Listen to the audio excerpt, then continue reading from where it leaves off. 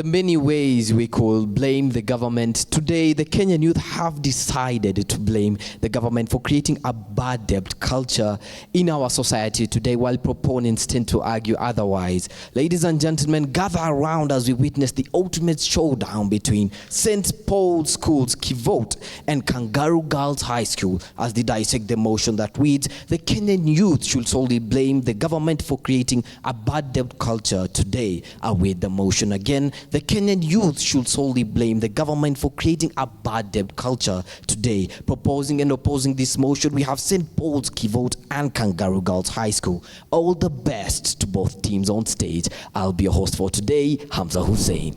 A man in debt is a man is a dead man. Alvaro Mwangi, here to champion the motion.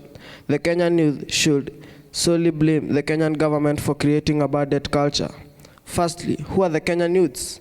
These are the young people in Kenya, but solely should only the government. This is the body in charge, e.g. in Kenya. So the bad debt culture. This is the unpleasant custom of the youth of owing money. On to my first point. Kenya began borrowing money from other countries shortly after gaining independence in 1963. Initially, loans came from various international resources, including the multimedia institutions like the World Bank and the International Monetary Fund, IMF. If Kenya started owing debts in 1963, I as a youth, why shouldn't I take debts? The Kenyan government is leading me on taking the debt, so why shouldn't I? And this owing of the debts encourages the youth, since if the Kenyan government took debt initially after it gained independence, why should the youth not take the debts? So also the high taxation has led to the high taxation. This has led to the youth taking debts. The government has been taking debts from various countries, e.g. China. We are owing China debt of almost 10 trillion and above. So the high taxation, if the taxes are increased, this leads to these taxes, they lead to the youths most of the youths are not employed. So they are not working, they rely on their parents, if I can say so. So this youth is not working, is not employed. The taxes are high. He needs to pay rents for where he sleeps, where he stays. And if the taxes are high, so the landlord also will increase the payments, since the house is using electricity. The owner of the house needs water. So the high taxes, they have led to the high debt culture. Thank you. As we gather here today, let us remember that the true measure of our society is how we treat the most vulnerable among us. So, to my very worthy opponent, you've spoken on the youth who is unemployed, the youth who has no job opportunity among us. We as the youth shouldn't only depend on the government to provide for us the job opportunities and so on. So let me go on to my first point. The Kenyan government itself borrows as it cannot sustain itself. The people themselves do not pay their taxes faithfully, according to the Wikipedia report published last week on Thursday, states that only 37.65% of the Kenyan youth give their taxes faithfully. What happens to the other 62.35%? If they would have implemented the tax paying faithfully. This means that we would have eradicated the bad debt culture of keeping on borrowing money from the other nations from which you have stated. Why are we making it so cryptic, whereas it is completely oblivious? Sorry, why are we making it so cryptic? The fact that it is the Kenyans, the Kenyan youth, who are making it have a bad debt culture because they are not paying their taxes faithfully. It is very crystal clear, and we can all see that we should oppose this motion, that the Kenyan youth shouldn't solely blame the government for the bad debt culture. Thank you. Ladies and gentlemen, my name is Helden Mwiti from this prestigious St. Paul's High School, and I'm here to firmly propose the motion that states the Kenyan youth should solely blame the government for creating a bad debt culture. First, before sticking into my first point, I would like to oppose what the first speaker has said, that what I was expecting to hear from you is that the youth are lacking some needs. But you have said that they have gotten to you have said that most of the youth do not pay tax. But looking at, you have said, from the definition of the youth, do we get to see the youth pay tax? Do you get to see the youth, due to the debts in Kenya, the youth are to blame for the government? Because this, whatever you have said, I have not understood clearly. But if the second speaker will come and begin to go deep into the motion, that will be appropriate. First, on to my first point. I'm here to propose, so at the higher levels at public debts can crowd out to private sectors investing and hindering economic growth. If the Kenyan government is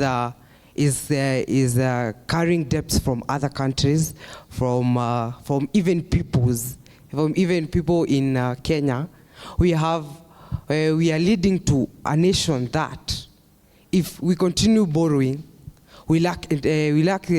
entrepreneurs lack money to start their businesses, leading to unemployment of the youth. If the government was financially stable and not borrowing from other countries, entrepreneurs will have the money and the ability to start up a business that will help the youth in creating employment. What I'm trying to say is that if Kenya today continues borrowing as it is written right now, we are going to have a terrible country up ahead. On to my second point, the Kenyan government role of fostering a bad debt culture among the youth may include insufficient religion financial institutions, limiting access to financial education, and inadequate enforcement of consumers' production in laws. What I'm trying to say is that if the Kenyan government provides more financial education and make sure they limit their borrowing from other countries, the youth will be financially stable, will stop depending on the parents and others. And I think that if we have a Kenyan government that is financially stable, the youth will stop blaming. So I'm here to propose that the youth should continue blaming the Kenyan government for the bad debt culture in Kenya. We may have different priorities but our shared goal is to find a common ground and work towards a solution. I am Bessie Mutwiri from the prestigious Kangaru Girls School, here to oppose the motion that states the Kenyan youth should solely blame the government for creating a bad debt culture. Now, on to my first point. Elected leaders are involved in decision making, meaning the youth are part of the government. According to the nation Africa, the data placed forward states the youth make up a bigger percentage of the voters. Hence, by electing the leaders, they are solely supporting the government, so there's clearly no reason to blame the government that they themselves chose. Now, as I conclude, a famous American president, John F.K. Kennedy, once said that ask what you can do for your country and not what a country can do for you. So ladies and gentlemen, one sure way to curb this debt is by providing a solution and not pointing fingers. I rest my case. Thank you. A friend of mine once told me, to scare proud is not the place to catch it.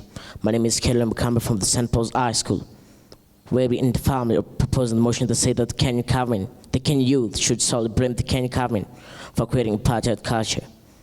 Let me go straight forward with what I brought you. The first speaker and the second speaker have just aligned what the motion says.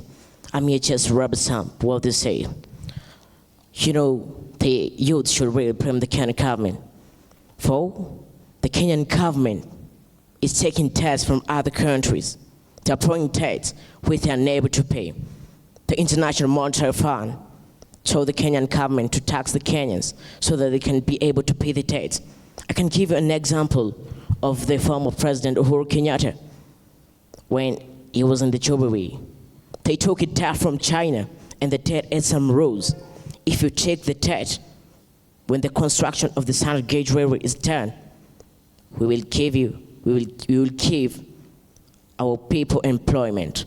That's why you'll find that Chinese are working on the standard gauge railway. If these job opportunities were given to the Kenyan youths could not be blaming the Kenyan government. Then this government is not of concern with the youths, for if this Kenyan government would give the youths employment, then Kenya would be on a different note. I've already asked that.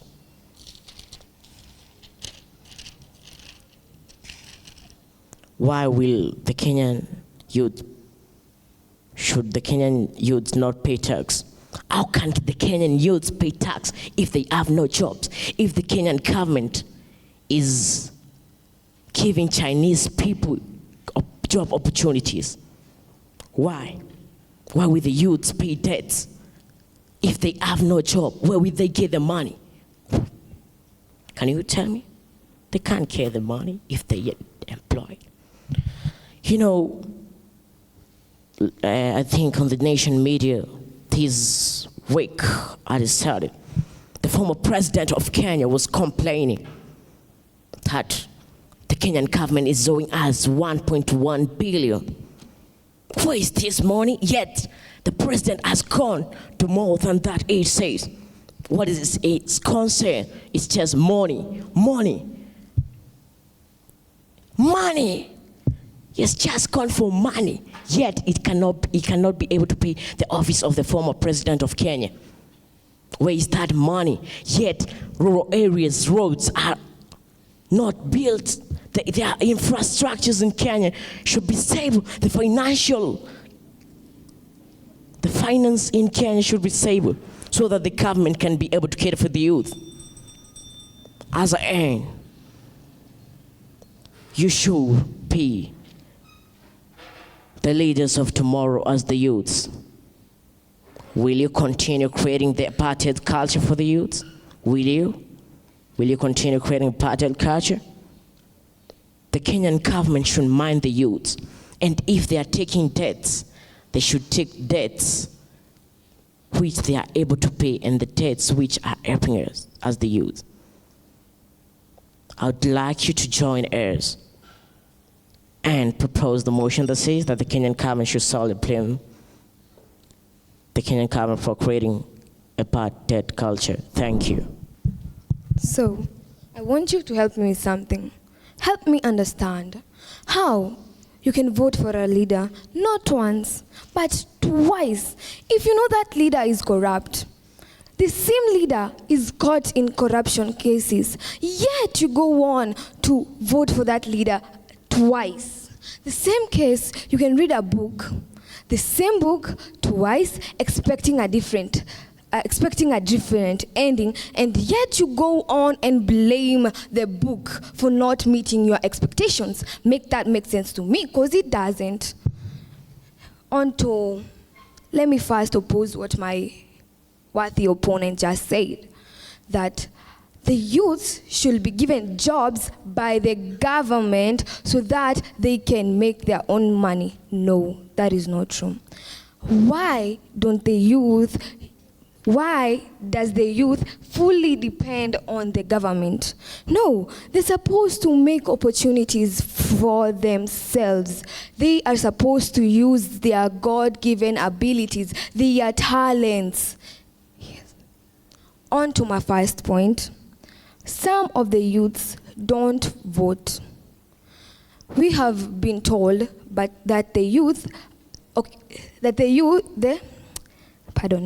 we have been told that the population of Kenya mainly consists of the youth.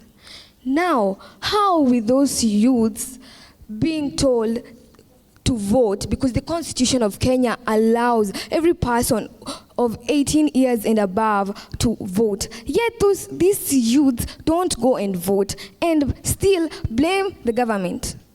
How? Does that really make sense? Then, the percentage that votes, why does it vote? Is this youth going to vote because they want to make full use of this right, or do they only just go because they were given money to go and vote? Do they just go because that is a law, that is a law and I am a law, let me go and vote for them? No, they're supposed to go and vote because they produce these people. They know if this person is good or he or she is bad. Now, they are supposed to choose according to the qualities of that person. Yes, and with that, I rest my case. My name is Stephen Muthoni from the prestigious Kangaru Girls. I'm here again, just for the same thing, to rebuttal. I think you've asked, why should the youth be given jobs? Even if the youth say we will depend on ourselves, they're still being governed by the government of Kenya. Indeed, the youths may give themselves job opportunities, but the Kenyan government will still tax the youths. There is no way we can say that the youth should not depend on the government, because these youths will be the next leaders of tomorrow. That is true. I will be the next leader. You'll be the next leader. How will you be governing the people of Kenya? I think I should disprove you wrong by saying that the Kenyan youth should not be given jobs. And indeed, corruption is in Africa, not Kenya only. If you think that the youths are being bribed so that they can vote for them, you're wrong. The youths should depend fully on the government and blame them for creating apartheid culture. Thank you. So I'm here again. I'd like to start by introducing myself. My name is Noella Wanjiru from Kangaru Girls, and I'd like to oppose what my opponents have said. The first speaker talked about the job opportunities. No, we shouldn't fully depend on the government to provide these job opportunities, since opportunities are made, they aren't found. To the second proposer, you said that the government should be financially stable without borrowing. How do you expect this government, the government that existed since 1963, to be stable on its own, yet the colonizers left wounds on our government. We have to fill up those gaps by borrowing the money. So the third one say that the government is misusing the money and stuff like that. So the government traveled recently and found job opportunities in order to help these youth who you are saying or supposing are left jobless by this government. The bad people, the bad government that you are saying is chosen by the good people who do not vote. And as I stated earlier, only 35% of this youth vote in the government. So why do you want to suppose that the youth should blame the government, whereas they are the ones who voted them in? All right. The Kenyan youth should solely blame the government for creating a bad debt culture today. St. Paul's School, the main task you had was to bring on board various examples where the government has misused money and link to how the youth could have benefited if the money was not misappropriated. Was that done? Not so well. Evidence of research was largely missing. Kangaru girls, you're opposing this motion. The question is, if the Kenyan government should not be blamed for creating a bad debt culture, then who should? I wish you went beyond the youth. Could more research have been done? Yes, it could have been done. So from the judge's desk, we feel that more research on this motion could have been done. For purposes of building your debating competencies, I'll give you individual feedback. Alvarel Mwangi, you began with a clear definition of terms. However, as a first debater, I wish you could have gone ahead to expound more on the bad debt culture, maybe examples of bad debt culture or something like that.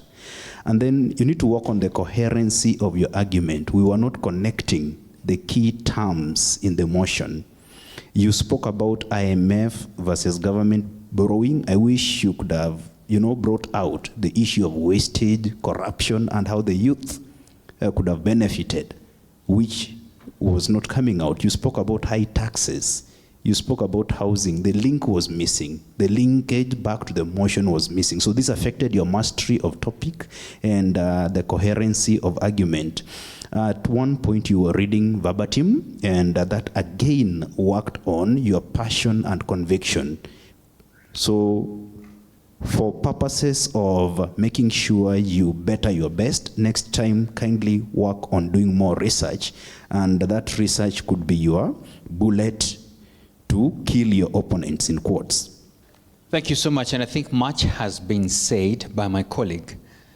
I think looking at the motion, am I happy with the submissions? I feel there could have been more, okay? More from your end based on research to both sides. Why? There's a lot we could really delve in there. Looking at the motion, the Kenyan youth should solely blame the government. Oh, the government has a lot of things to be blamed on, St. Paul's, right? A lot of them. Yeah, I only had a few. And in fact, some of them are painful, all right? We can't be left, right, and center taking on debt. When you combine the all East African countries, Kenya excluded, Kenya has the highest debt than more than those other countries combined. You look at our GDP and all those things, and we're still doing the same thing. There could have been better ways of doing that, all right? I feel for the proposition side. For the opposition side as well, I feel you could have also had a lot of submissions. Why? We can't just say it's the government. And I love the fact that you said you are the ones who voted for this government, so take the responsibility. Yes, that's very true. And I love the fact that you alluded to that. But then what else? So was that your stand? Because I think the first speaker should have come and said, listen, we're saying no, don't blame the government. Blame ourselves. Let's blame ourselves, all right? It should have been like a stand you bring in as a team so that everybody else is supporting that. It's powerful when you have one end, okay? because we're the ones who elect these particular leaders. I don't want to go to the specifics because I think my colleague has done that. But just very quickly, I think I'm looking at, there was a submission by the first proposition side that there is high taxation which has led to youth taking debt. I was trying to understand how. How is that really connected? All right?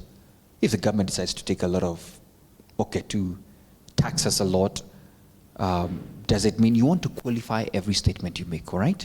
It means what? It means the people's income or whatever money they have is now lesser. And that leads them to now look for debt, whichever the way, okay? Qualify everything you bring in as a first speaker.